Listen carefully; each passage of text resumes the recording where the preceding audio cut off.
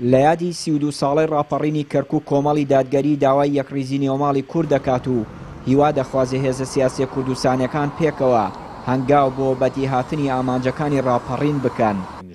بەرپرسی مەڵبەندی کەرکووکی کۆمەڵی دادگەری دەڵێت لە جیاتی هەوڵدان بۆ یەکریزی و تەبایی نێوماڵی کورد یەکێتی و پارتی جارێکی دیکە بۆ نانیشتیمانی و نەتەوەیەکانیان بە حزبی کرد. داوای ئەومان کردووە کە پێویستە حزب لایەنە سیاسی کوردیەکان بە تایبەتی یەک ڕیز بین یەکەڵوێز بین کاری بنچینەی کاری لە بنچینەی سەرەکی ئێمەی حزب لایەنە سیاسیەکان تەنها ئەوە نییە بۆنەیەکی سەرەکی بکەینەوە لە دوو شوێنی جیاوازە بەڵکو پێویستە لەسەر گرفتە سەرچەکانی شارەکە بوەستین و هەوڵی چارەسەریان بدین لەبەر ئەم گرفتانە وای لە هاوڵاتیان کردووە نائومێدی کردوون و بەڕاستی خەریکە لای هەندێک ئەوە دروستە بێت کە شارەکە بە شاری خۆیان نازانن بۆی ئێمە هەوڵمان داوامان لە حزب لایەنە سیاسیەکان کردووە کە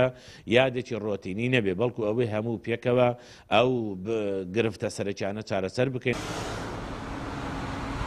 هاوکات ڕۆژنامەنووسان و چاودێرانی سیاسی پێیان وایە ئامانجەکانی ڕاپەڕین و ئاواتی لە مێژینەی خەڵکی کەرکووک کرایە قوربانی ململانی حزبی و هەوڵدان بۆ بەرژەوەندی حزب. لە کەرکووک بەداخۆ بۆی ئەمڕۆ یادی ڕاپەڕین و کردنەوەی مەشخەڵی نەورۆزە کەرکووک بە یەکدەنگ و یەکڕنگ بووایە بەڵام بەداخەوە بینیمان هەر وەکو پێشوو وەکو ساڵانی پێشوو یادەکەیان کردە دوو یاد کردیانە دوو حزبی دوو یادی دوو جەژنی چوزانم ئەوەی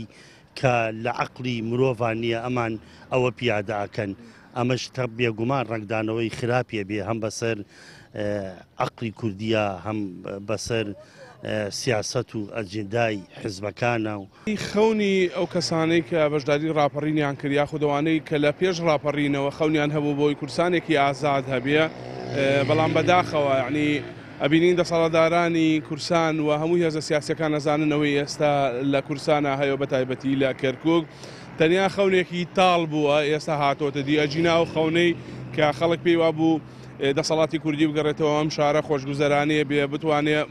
مافەکانی بەدەست بێ لەبەرەوەی خەڵکی ئەم ناوچەیە یاخود لەژێر دەستی سەدام حوسێن چەوسێنراوەتەوە یاخود ئاوارە و دەربەدەر بووە بەڵام من پێم وایە بەداخەوە نەیانتوانیوە حەقی خەڵک بدەن یعنی ڕێز و احترام بۆ خەڵک دابنن کە ئەم ژیانە خراپەی هەبوو ئێستا لە دۆخێکایە کە سەد خۆزگە بەوا خوازیە کە ئەمەی ڕوویدایە ڕووی نەدایە. دوای 32 ساڵ لە ڕاپەڕینی کەرکووک و هەوڵدان بۆ بەدیهاتنی خەونی چەند ساڵەی میلەتی کورد بەڵام هیواکان نەهاتنەدی و ئامانجەکان لەبار بران کەرکووک جارێکی تر لەدەست درایەوە بەڵام هەموو ئەمانە نەبووە وانەیەک بۆ حزبەکانی دەسەڵات تا بتوانن یەکریزی نێوماڵی کورد بپارێزن و جارێکی دیکە دۆخەکە ئاسایی بکەنەوە. چیانوری کەناڵی پەیام کەرکووک.